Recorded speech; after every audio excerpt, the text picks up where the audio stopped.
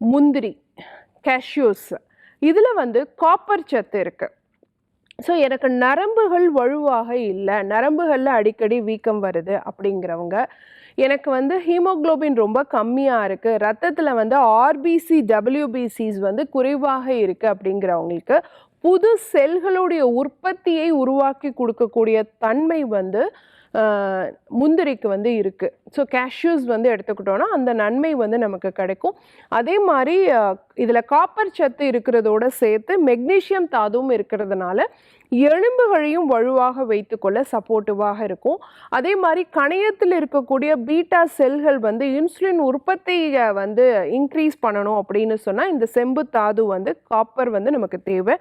So அது வந்து கேஷ்யூஸில் இருக்கிறதுனால சர்க்கரை நோயாளிகள் அளவாக எடுத்துக்கும் பொழுது இருதயத்துக்கும் வலுவை கொடுக்கக்கூடியதாகவும் கணையத்தினுடைய பீட்டா செல்களுடைய செயல்திறனையும் அதிகரிக்கக்கூடியதாகவும் இருக்கிறது இந்த முந்திரின்னு சொல்லக்கூடிய கேஷ்யூஸ்.